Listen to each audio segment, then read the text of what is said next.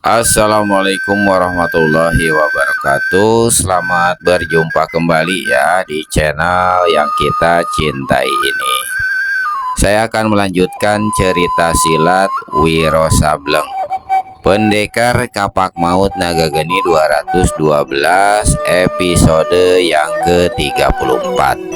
Munculnya Sinto Gendeng, bagian yang kedua. Karya almarhum Bastian Tito. Selamat mendengarkan bagian yang kedua. Begitu turun ke tanah, kembali Sinto Gendeng segera menemui Kirana Wulung yang tengah dipapah Patih Aryo Kulo. Terlebih dulu nenek ini membantu memberi pengobatan pada Rana Wulung. Lalu disampaikannya apa yang menjadi buah pikiran muridnya pada kedua orang itu. Merasa bahwa kemungkinan terancam bahaya besar jika berada lebih lama di tempat itu, maka Patih Aryo Kulo dan Kirana Wulung lalu menemui Sri Baginda. Ketiganya berunding cepat dan akhirnya diambil keputusan bahwa saat itu juga rombongan harus meninggalkan hutan belantara itu, berangkat menuju lereng bukit di mana telah diatur pertemuan dengan para pangeran dan putri kerajaan.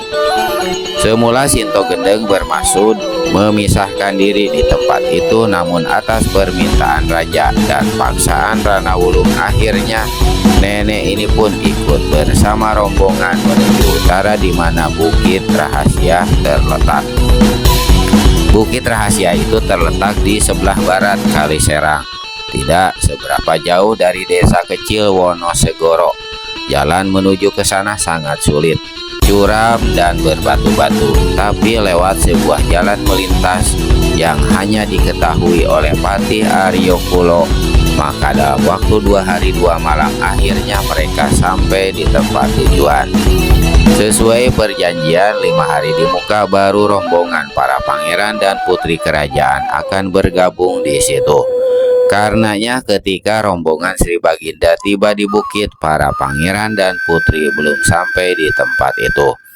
Di puncak bukit yang hampir tidak pernah didatangi manusia terdapat sebuah bangunan tua berbentuk candi. Sebagian dindingnya banyak yang telah rontok dimakan usia. 30 tahun silam Aryo Kulo menemukan candi di puncak bukit itu ketika dia masih gemar berburu. 3 prajurit pengawal yang masih ada bersama rombongan di bawah pimpinan Turonggo Wesi segera membuat atap tambahan dari cabang-cabang pohon. Sampai 1 tahun pun kita bisa bertahan di sini Sri Baginda, kata Patih Aryo Kulo. Di dalam hutan di lereng bukit sebelah selatan banyak pohon buah-buahan. Sebuah mata air terdapat tak jauh dari sini. Jika ingin nasi dan lauk pauk, kita bisa mendapatkannya dari desa di kaki bukit. Sebaiknya kita jangan terlalu sering menampakkan diri di luaran, berbahaya, kata Sri Baginda yang selalu was-was. Setelah cukup lama beristirahat di tempat itu, Kirana Wulung dan Sinto Gendeng ditemani oleh Patih Aryo Kulo menghadap Sri Baginda. Sri Baginda, kata Rana Wulung, karena Sri Baginda sudah aman berada di Bukit Rahasia ini, perkenankan saya dan kawan saya ini minta diri. Sesuai rencana saya akan ke kota raja guna membasmi pentolan-pentolan pemberontak di sana. Raja terdiam sesaat lalu menganggukkan kepala dan berkata, sebetulnya aku ingin kalian berdua lebih lama di sini, tapi tugas dan bantuanmu di kota raja memang sangat dibutuhkan. Hanya ada satu pesanku Rana Wulung, dalam tindakan penumpasan nanti jangan sampai jatuh banyak korban di kalangan prajurit pemberontak. Mereka sebenarnya hanya kena hasut para pimpinan mereka dengan janji muluk-muluk. Karena itu pusatkan gerakanmu dengan hanya membekuk dan menyingkirkan para tokoh silat, para pentolan pemberontak termasuk para perwira yang berkhianat. Saya mengerti dan akan memperhatikan hal itu Sri Baginda. Kami berdua minta diri sekarang. Tunggu dulu, kata raja seraya berdiri. Jasamu dan jasa kawanmu Nenek Sakti tak bernama ini dalam menyelamatkanku di rimba belantara 2 hari lalu sungguh sangat besar artinya. Bukan saja bagi diriku pribadi dan permaisuri, tetapi juga bagi kerajaan. Untuk itu aku akan menghadiahkan sesuatu pada kalian berdua. Sri Baginda, kita bersahabat sejak lama. Tugas kerajaan adalah tugas kami juga. Kami melakukan semua atas dasar tanggung jawab dan rasa bakti pada Sri Baginda dan kerajaan. Sama sekali tidak mengharapkan imbalan jasa apalagi hadiah. Kami adalah 2 tua bangka buruk yang tidak mengharapkan apa-apa sejujurnya. Bukankah begitu sahabatku? Ya, Rana Wulung seraya berpaling pada si Tok Gendeng. Si nenek anggukan kepala lalu tertawa cekikikan. Terserah kalian mau berkata apa. Apa yang aku hadiahkan ini adalah milikku sendiri, bukan milik kerajaan.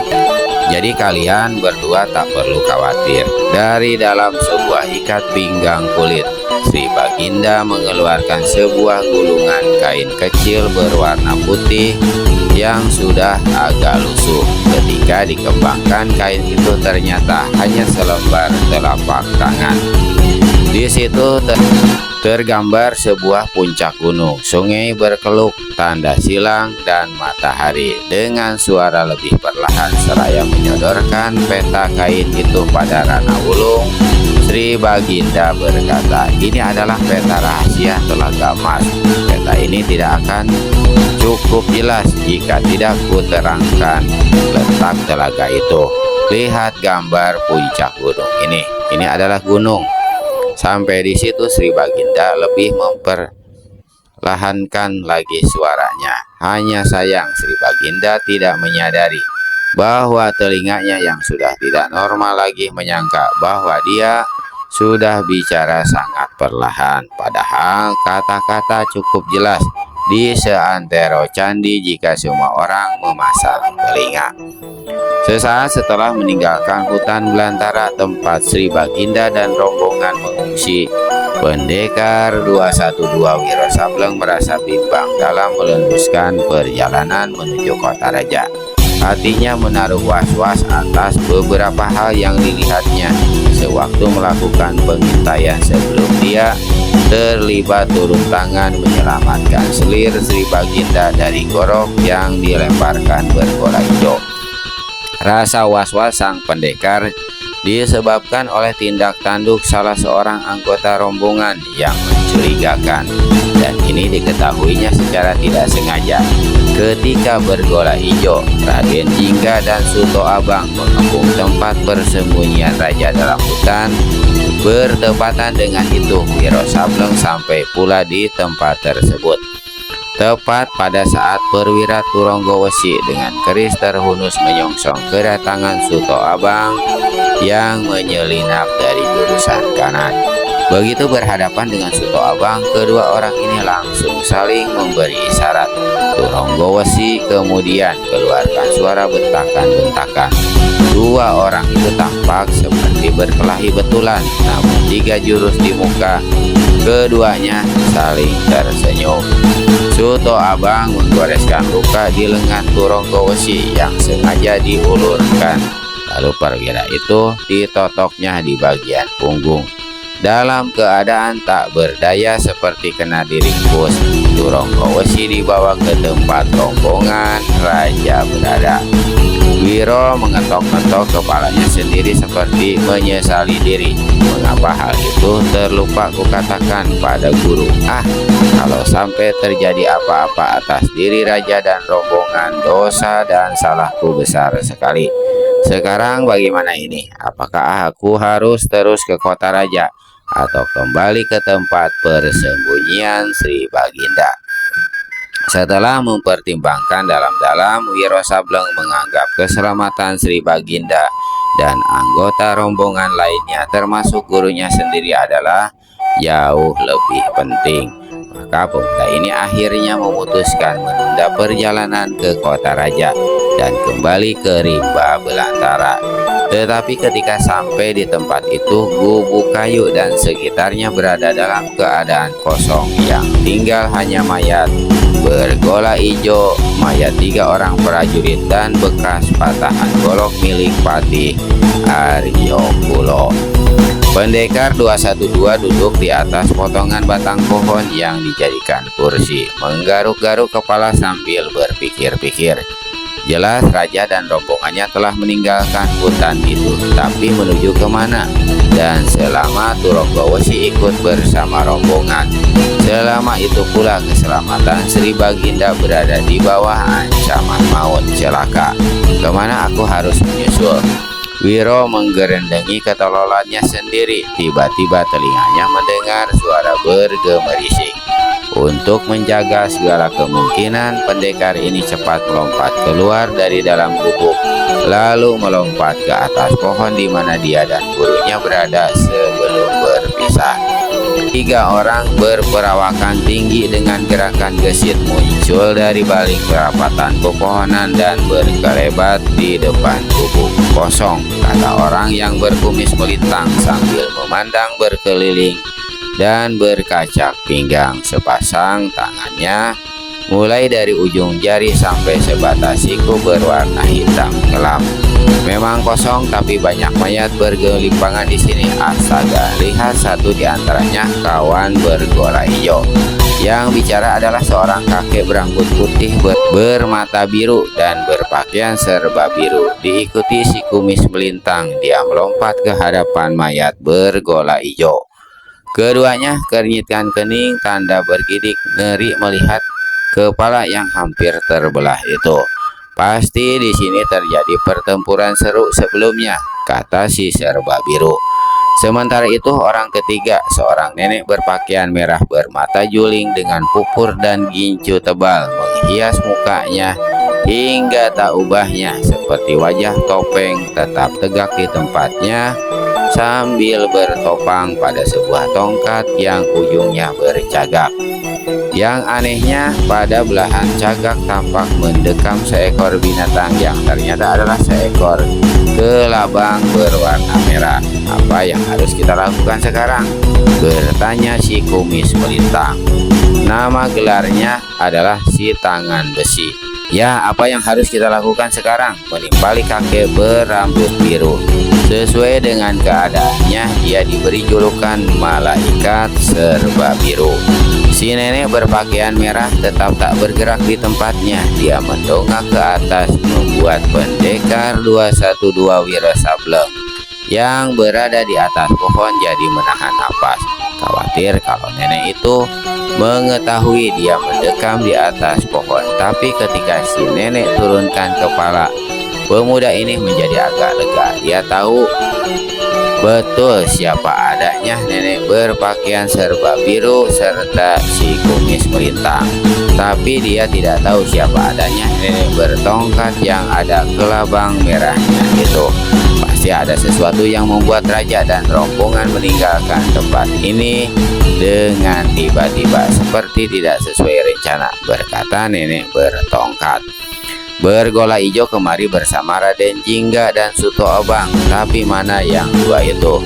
Apa menguntit rombongan Sri Baginda kembali ke kota raja atau sudah pada mampus pula? Tak ada yang berikan jawaban. Si nenek membuka mulutnya kembali. Kalian ingat cerita Raden Jingga tentang tempat rahasia di puncak dekat desa Wonosegoro? Mungkin mereka mengungsi ke sana, ke Labang Merah, berkata malaikat serba biru. Ke Labang Merah. Wiro kaget sekali mendengar ketika gelar si nenek disebut. Ternyata dia adalah seorang tokoh silat golongan hitam yang selama ini menjadi momok dunia persilatan di timur. Dan kini perempuan iblis ini bergabung dengan kaum pemberontak. Itulah yang aku pikirkan, kata Kelabang Merah pula. Jika ada yang tahu jalan, kita harus mengejar sampai ke sana. Aku tahu, sahut si tangan besi. Hanya saja kita butuh waktu 5 hari untuk sampai ke sana. Tidak perlu cemas, rombongan raja pasti belum lama meninggalkan tempat ini. kita pasti dapat mengejar mereka pada hari yang kelima. Kita berangkat sekarang. Si nenek kelabang merah ketukan tongkat bercagaknya ke tanah. Cepat sekali 3 orang itu berkelebat dan lenyap dari tempat itu. Tinggal kini pendekar 212 Wiro Sableng itu duduk mendekam sendirian di atas cabang pohon. Jelas dengan datangnya 3 orang tokoh kawakan itu ke tempat persembunyian rahasia Sri Baginda akan merupakan tambahan malapetaka bagi raja dan rombongan. Tak ada jalan lain bagi Wiro. Dia harus menguntit ketiga orang tersebut. Terlalu besar untuk melakukan bentrokan terbuka dengan ketiganya. Matanya yang tajam jelas melihat bahwa dari 3 tokoh silat pentolan pemberontak itu, si nenek bertongkat adalah yang paling berbahaya. Berarti 2 kawannya itu yang harus dipreteli lebih dulu. 3 orang itu duduk mengelilingi perapian. Nenek kelabang merah seperti sengaja memisahkan diri. Duduk berselubung sehelai kain berwarna hitam. Hanya mukanya yang berbedak dan bergincu tebal saja yang tersembul hingga membersihkan bayangan menyeramkan. Sepasang matanya yang juling terpejam, tapi tidak dapat dipastikan apa nenek ini tidur sambil duduk. Si tangan besi dan malaikat serba biru duduk berdekatan. Keduanya saling bercakap-cakap. Malam itu adalah malam kedua mereka dalam perjalanan menuju bukit rahasia persembunyian Sri Baginda. Sambil menggosok-gosok kedua telapak tangannya sekedar untuk tambah menghangatkan diri, si tangan besi berkata, "Ketika raja melarikan diri, beberapa mata-mata kita melihat tidak seorang tokoh silat pun menyertai. Dia hanya ditemani Patih Aryo Kulo dan beberapa orang prajurit kepercayaan. Jika itu betul adalah heran, mengapa orang kita Turonggowesi yang ikut bersama rombongan itu tidak segera saja membunuh Sri Baginda. Pasti ada sebabnya, paling tidak dia punya perhitungan lain. Misalnya, juga diketahui para pangeran termasuk putra mahkota dan para putri tidak ada dalam rombongan. Agaknya pihak istana terbagi paling tidak dalam 2 rombongan. Siapa tahu Turonggowesi menunggu sampai rombongan-rombongan itu saling bertemu hingga dia dapat menghabisi mereka semua. Menurutmu apakah Patih Aryo Kulo dapat menjadi biang kerok penghalang Turonggowesi bertindak? Kalau cuma patih tua itu apa perlu dicemaskan, kata malaikat serba biru. Dia memang memiliki beberapa ilmu simpanan, tapi tenaga dalam dan tenaga luarnya sudah keropos. Mudah saja bagi Turonggowesi untuk menghabisi raja dan seluruh rombongan, atau mungkin Raden Jingga ikut mengatur siasat. Boleh jadi, sahut si tangan besi pula. Lalu tiba-tiba orang ini angkat kepalanya, cuping hidungnya mengembang. "Ada apa?" tanya malaikat serba biru. "Cobalah kau menghirup dalam-dalam udara malam. Aku membaui sesuatu yang lezat." Malaikat serba biru angkat kepalanya dan menghirup napas dalam. "Kau betul," katanya sesaat kemudian. "Siapa yang malam-malam begini membuat perutku jadi lapar? Kalau tidak, dibaginya daging panggang itu akan kupatahkan lehernya." Kakek ini memandang berkeliling dengan matanya yang biru lalu berdiri. Kau mau kemana?" tanya si tangan besi. "Kemana lagi? Mencari sumber daging panggang itu. Jika kau tidak mau ikut, jangan menyesal kehabisan." Perlahan-lahan si tangan besi akhirnya bangkit pula. Ketika keduanya hendak melangkah, si nenek kelabang merah tampak gerakan kepalanya. "Kalian berdua hanya sibuk mengurusi perut sendiri-sendiri dan melupakan aku, kawan seperjalanan. Kalau begitu mari ikut kami kelabang merah," kata malaikat serba biru. Si nenek gelengkan kepala. "Aku tetap di sini berjaga-jaga. Kalian berdua pergilah. Tapi ingat, jangan lupa membawakan aku sepotong daging panggang. Beres, kau tak usah khawatir, jawab si tangan besi. Bersama malaikat serba biru, lelaki tinggi besar berkumis melintang itu tinggalkan perapian dan menghilang di balik kegelapan. Sumber baunya daging panggang yang harum itu ternyata datang dari sebuah pedataran berumput liar dekat daerah berbatu-batu. Di situ tampak duduk mencangkung seorang pemuda berambut kusut kumai, mengenakan ikat kepala putih. Sebagian dari ikat kepala itu menutupi mata kirinya. Di hadapannya ada suara api jerangan. Yang pertama menjereng sebuah kaleng berisi air yang mengepulkan asap harum. Harumnya kopi. Yang kedua ialah api yang memanggang 2 ekor burung besar. Bau daging burung yang sedap inilah yang membuncah sampai tercium oleh malaikat serba biru dan si tangan besi.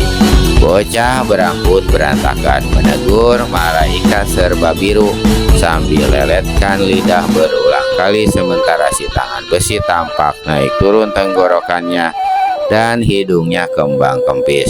Pandai sekali kau membuat perut kami keroncongan. Besar nian 2 ekor burung yang kau panggang, pasti tak akan habis olehmu sendiri. Si pemuda mengangkat kepalanya menatap wajah malaikat serba biru lalu menyeringai. Seumur hidup baru sekali ini aku melihat manusia berambut dan bermata biru. Aku memang tidak sendirian di sini, mata biru. Malaikat serba biru melengak, berpaling pada si tangan besi lalu memandang berkeliling. Kami lihat kau tidak ditemani siapa-siapa. Aku bertiga. Dengan siapa? Tanya malaikat serba biru.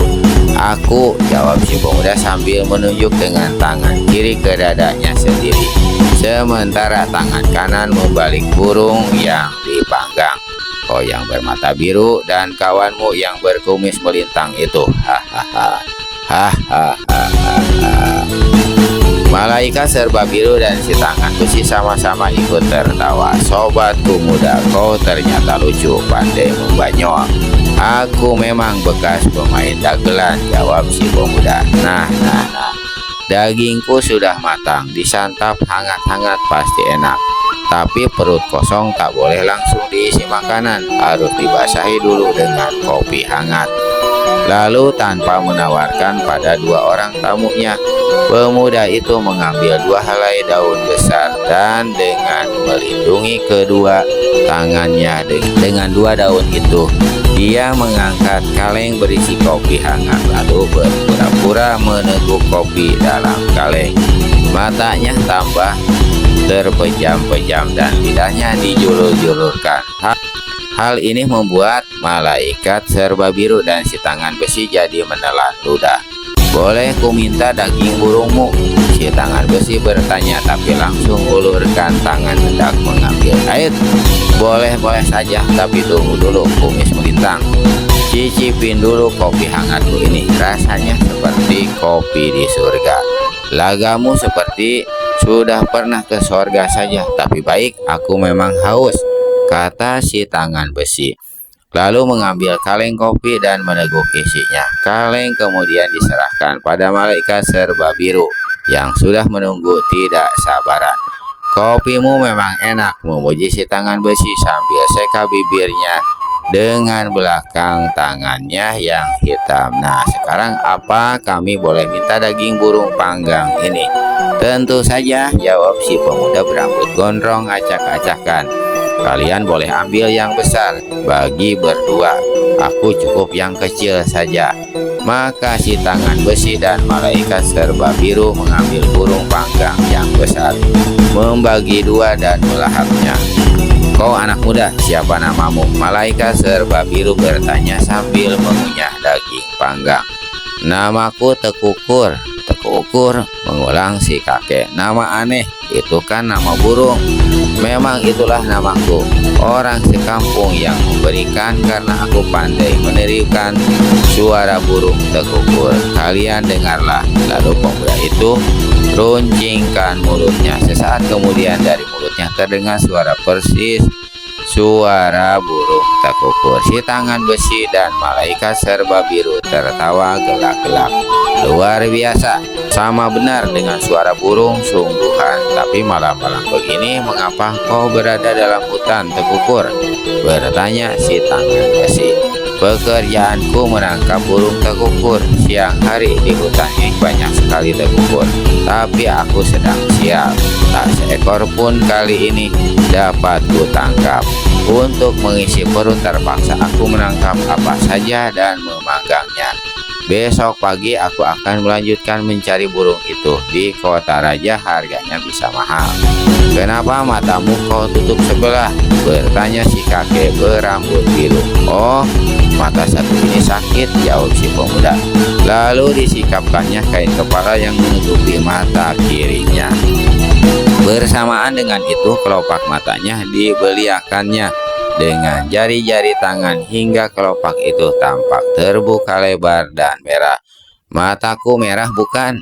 Ya, merah sekali, sahut si tangan besi percaya saja tanpa menyadari kalau kelopak mata semua orang memang berwarna merah, apalagi jika dibeliakan begitu rupa. Ah, benar-benar enak daging panggangmu, kata si tangan besi sambil menancapkan tulang burung ke tanah.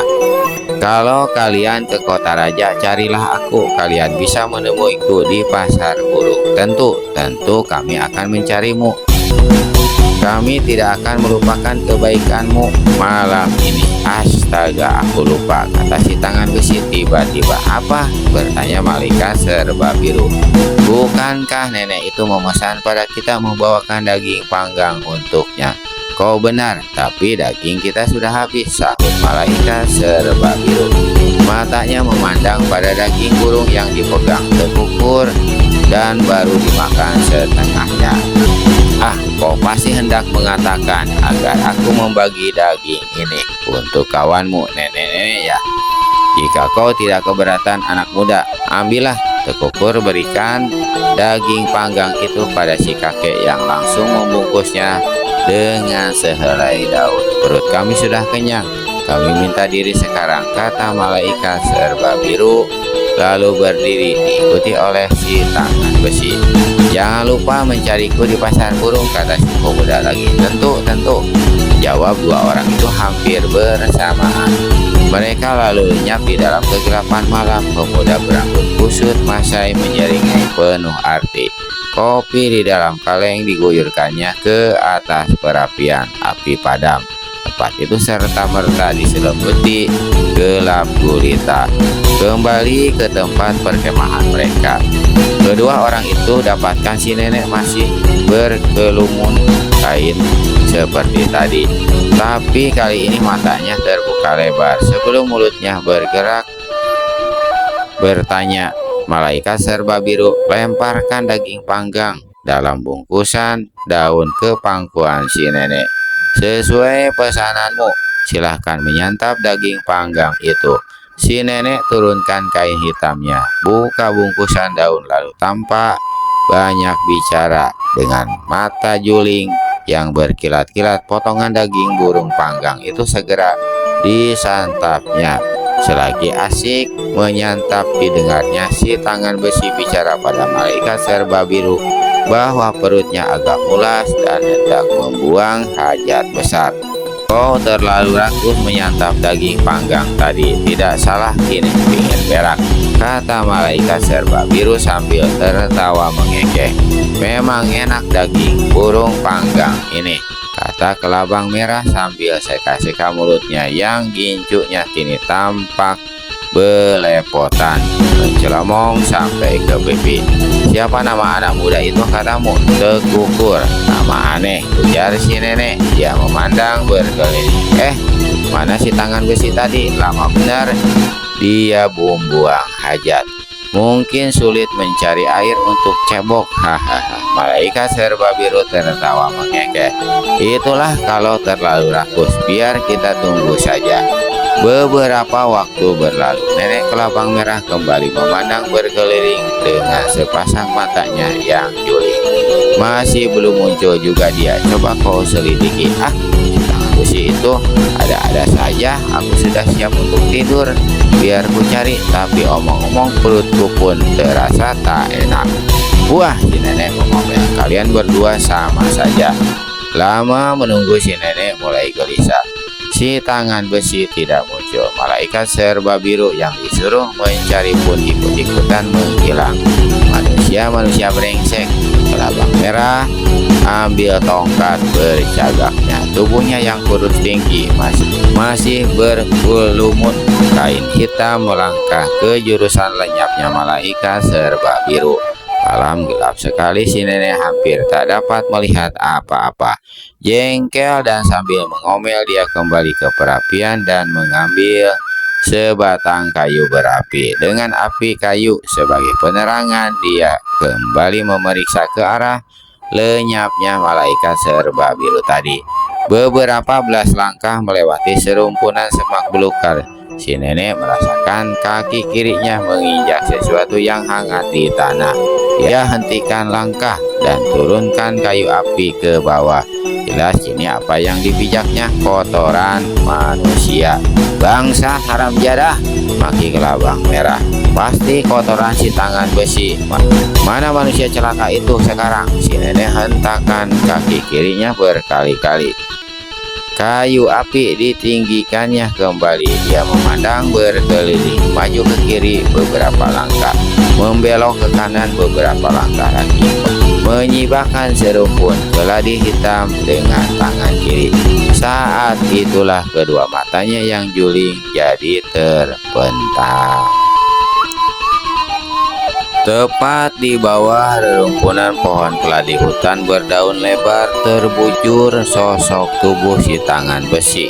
Sepasang tangannya yang hitam penuh luka-luka, bahkan lengan kirinya hampir putus. Aneh, setahuku tak satu senjata tajam pun mampu melukai kedua tangannya. Senjata sakti macam apa yang dapat mencederainya? Membatin kelabang merah.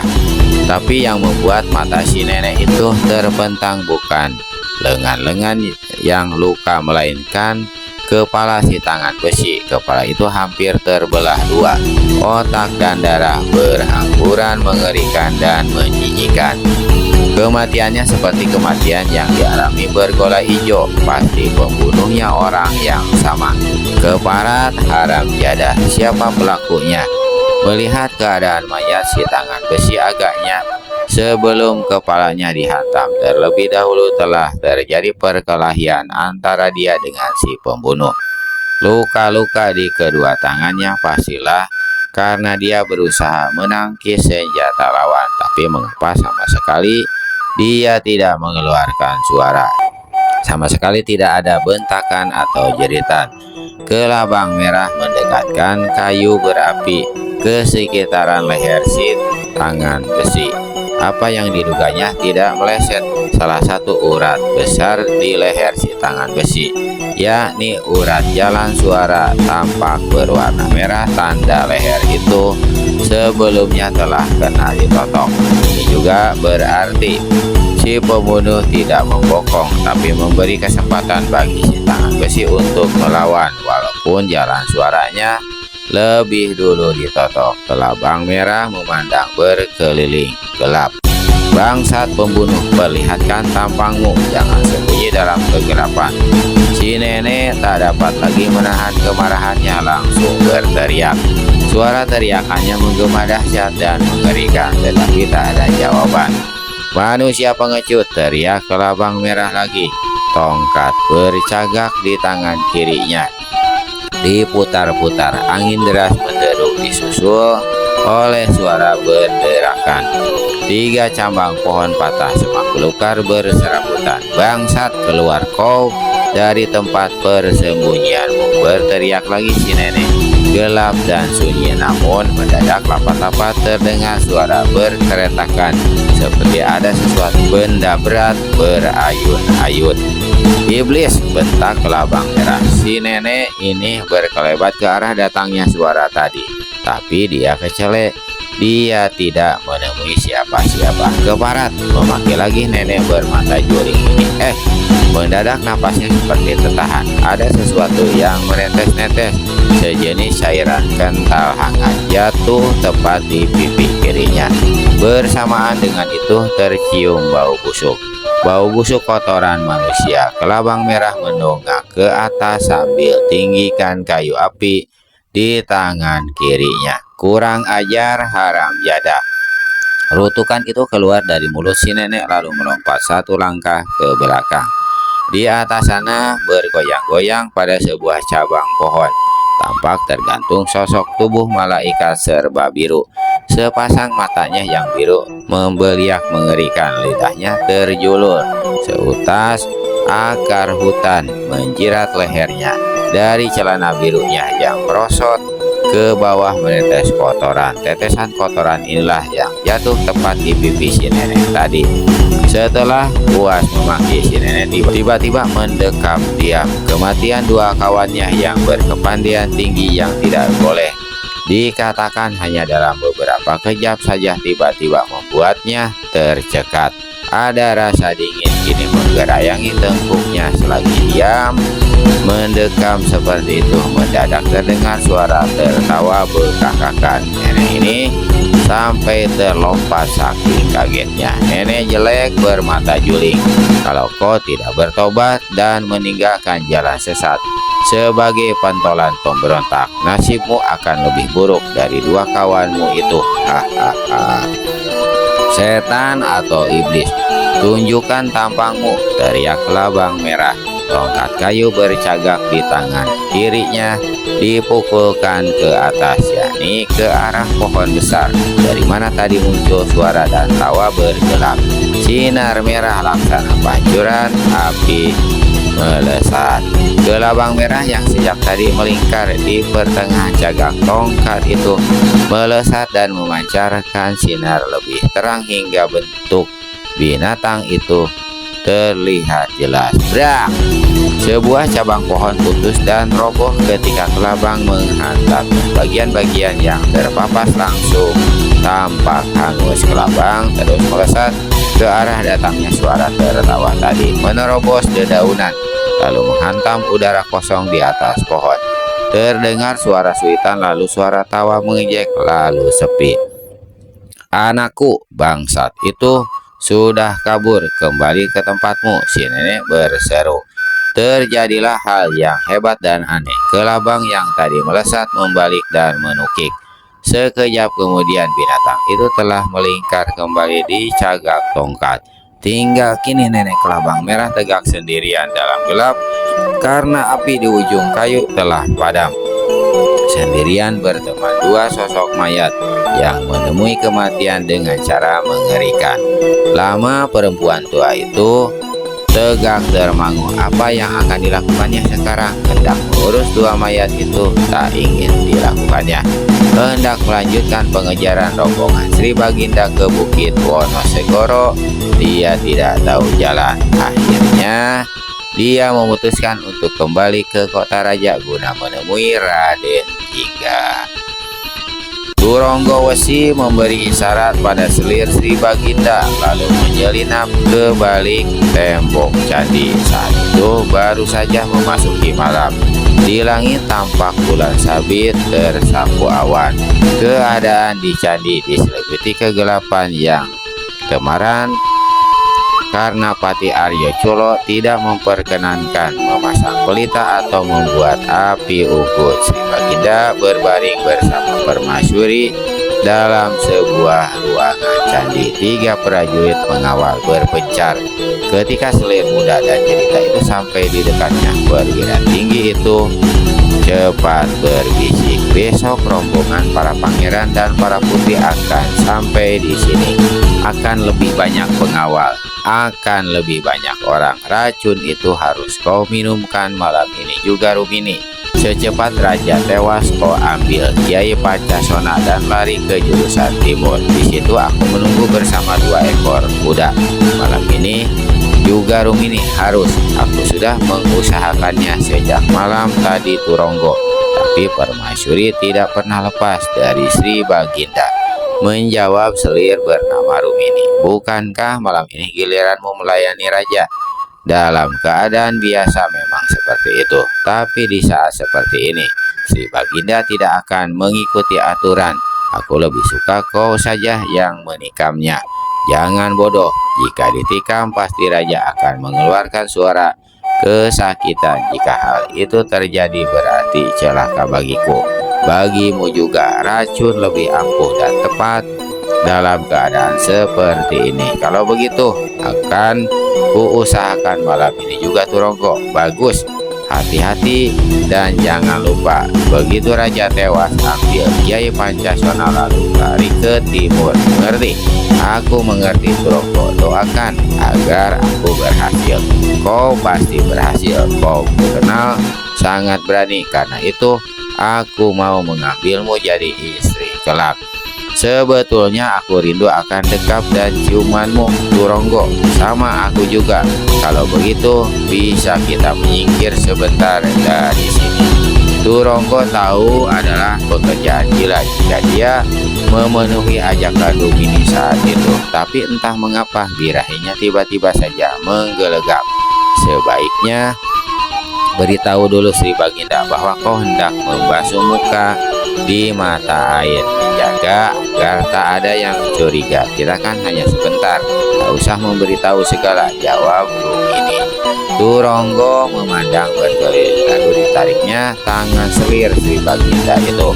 Keduanya lenyap ke balik semak belukar lebat. Ternyata yang dikatakan sebentar oleh perempuan muda itu menjadi berkepanjangan. Keduanya terbuai oleh nafsu dan sempat melakukan hubungan badan tanpa mengetahui kalau sepasang mata mengintip dari kegelapan. Rapikan pakaianmu cepat, bisik Turonggo agak khawatir. Jangan lupa malam ini Rumini. Raja harus tewas malam ini juga. Minumkan racun itu padanya. Rumini mengangguk. Sebelum berpisah keduanya berpakutan dulu di pintu candi Patih Aryo Kulo memandang penuh selidik ketika Rumini muncul dari kegelapan. Sebelum ditegur, perempuan ini cepat berkata bahwa dia barusan dari mata air.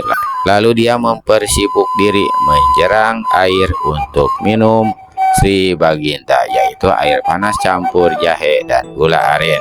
Di saat itulah Rumini mempergunakan kesempatan untuk menabur sejenis racun ke dalam minuman kesukaan Sri Baginda. Masuk ke dalam ruangan, Rumini dapatkan permaisuri telah tertidur nyenyak, sementara Sri Baginda duduk bersandar ke dinding candi. Dari mana saja kau Rumini? Sri Baginda menegur. Maafkan saya Baginda, saya ke mata air lalu menjerang dan menyiapkan minuman untuk Baginda. Biasa air jahe kesukaan Baginda. Malam ini tak seberapa haus. Kau saja yang menghabiskan minuman itu Rumini. Sang selir merasakan tengkuknya sedingin teh. Parasnya berubah, untung saja gelap hingga raja tidak melihat perubahan itu. Dalam hatinya perempuan muda ini bertanya apakah Sri Baginda tahu kalau dirinya hendak diracuni. Air jahe dan gula aren bukan hanya sekedar pelepas haus Baginda, tapi juga obat yang selalu Baginda minum tiap malam. Saya tak ingin besok Baginda masuk angin lalu sakit. Jika Baginda sakit dalam keadaan seperti ini, siapa lagi yang menjadi panutan? Kau selir yang baik, sangat memperhatikan diriku. Itu sebabnya kau yang paling pertama ku ajak mengungsi. Mendekatlah kemari. Rumini beringsut menghampiri Sri Baginda lalu menyodorkan cangkir tanah. Letakkan dulu minuman itu, kemari lebih dekat. Sejak dalam pelarian ini aku seperti melupakan kecantikan dan keindahan tubuhmu. Sri Baginda lalu merangkul dan mengusap dada selirnya itu. Tubuhmu keringatan Rumini. Apakah Sri Baginda perlu heran? Bukankah saya selalu keringatan dan jantung berdegup keras setiap kali Baginda berada di dekat saya. Saya bahagia dalam rangsangan. Layani aku malam ini Rumini. Saya milik Baginda dan akan melayani Baginda sampai mati, karena itu memang tugas saya. Selir itu melirik pada permaisuri yang tertidur nyenyak, lalu sambungnya. Tapi saya juga tak ingin Baginda sakit. Sebaiknya minum dulu air jahe ini selagi masih panas. Rumi ini mengambil kembali cangkir tanah yang tadi diletakkannya, lalu mendekatkan bibir cangkir ke bibir raja. Sri Baginda menyeringnya selagi dua tangannya menggeluti dada selirnya. Sri Baginda buka bibirnya, siap meneguk air jahe beracun. Sesaat lagi minuman beracun yang sangat mematikan itu akan direguk oleh Sri Baginda. Tiba-tiba sebuah batu sebesar ujung ibu jari melesat dalam kegelapan. Pring, biar! Cangkir tanah dalam pegangan Rumini pecah berantakan. Air jahe hangat tumpah membasahi pangkuan Sri Baginda. Selir itu terpekik. Sri Baginda sendiri keluarkan seruan tertahan. Permaisuri tersentak bangun dan duduk. Apa yang terjadi? Bertanya Permaisuri. Raja tak menjawab, tapi cepat turun dari pembaringan kayu seraya, menggenggam keris Kyai Pancasona. Patih Aryokulo saat itu tampak berkelebat dan muncul di ruang ketiduran. Ada apa sih Baginda? Saya mendengar selir menjerit dan Baginda berseru. Seseorang melemparkan sesuatu, memecahkan cangkir tanah berisi air jahe yang hendak ku minum. Menerangkan raja. Sepasang matanya memandang berkeliling, berusaha menembus kegelapan yang temaram. Aryokulo juga melakukan hal yang sama. Saat itulah suara seseorang dari sudut ruangan. Mohon maafmu Sri Baginda. Sayalah yang tadi sengaja melempar dan memecahkan cangkir minuman itu. Raja dan Patih sama berpaling ke sudut ruangan yang gelap. Samar-samar tampak sesosok tubuh berpakaian putih tegap di situ, bersidakap lengan di depan dada. Penyusup kurang ajar, kau pasti kaki tangan pemberontak, bentak Patih Aryokulo. Dia melangkah mendekati orang itu, tapi orang yang didatangi cepat mengangkat tangannya. Patih tua itu merasakannya seperti ada angin yang menyambar, dan gerakan tubuh serta kakinya serta-merta tertahan. Sabar Patih, minuman dalam cangkir tanah itu mengandung racun pembunuh. Kalau sampai terminum oleh Sri Baginda dalam beberapa saat pasti akan tewas. Para Sri Baginda dan Patih Aryokulo berubah total. Perubahan wajah juga terjadi atas diri Selir Rumini, namun tak satu orang pun yang memperhatikan. Minuman itu mengandung racun katamu? Sri Baginda bertanya dengan mata melotot penuh rasa tidak percaya. Yang ditanya anggukan kepala sambil menyeringai. Kau pasti berdosa. Raja membentak marah. Siapa kau sebenarnya? Patih Aryokulo ikut membentak. Lalu dia berpaling pada Rumi dan berkata, mana Turonggowesi? Lekas panggil dia kemari. Tunggu dulu, perempuan muda itu biar saja tetap di sini. Tak usah mengkhawatirkan Turonggowesi. Dia telah saya ringkus dan berada dalam keadaan tertotok tak berapa jauh dari sini. Dia bersama selir itu adalah sepasang musuh dalam selimut. Mereka yang mengatur rencana pembunuhan atas diri Sri Baginda dengan jalan memasukkan racun dalam air jahe. Bohong, dusta. Kita tidak kenal orang ini. Dia pasti kaki tangan pemberontak. Selir Rumini berteriak. Orang berpakaian putih tersenyum. Dia melangkah memungut sepotong pecahan cangkir tanah yang masih ada sisa minumannya. Baginda, untuk membuktikan bahwa minuman ini benar-benar beracun atau tidak, harap Baginda memerintahkan selir itu meminum sisa air jahe ini. Pucatlah para Rumini. Si baju putih tertawa perlahan lalu melangkah keluar dari kegelapan. Tampak wajahnya yang masih muda, selalu tersenyum dan rambutnya gondrong. Dia pasti tak mau meneguk sisa minuman itu karena sama saja dengan bunuh diri, berkata si pemuda. Satu lagi untuk membenarkan apa yang saya katakan, perintahkan 3 orang prajurit ke arah timur. Di situ akan ditemui Turonggawesi dalam keadaan tertotok. Bawa dia kemari, Baginda bisa menanyainya. Sri Baginda dan Patih Aryo Culo sesaat saling pandang, masih antara percaya atau tidak. Akhirnya Permaisuri membuka mulut, memerintahkan 3 orang prajurit yang ada di situ untuk pergi ke timur mencari Turonggawesi. Sampai di situ Rumini tak dapat menahan rasa takutnya lagi. Selir jelita ini melompat ke kiri untuk kabur.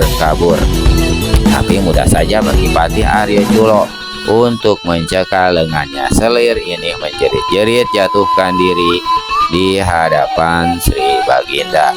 Tak beberapa lama kemudian 3 prajurit muncul menggotong tubuh Turonggawesi yang berada dalam keadaan tertotok. Raja dan Patih segera menanyai perwira tinggi kepercayaannya ini.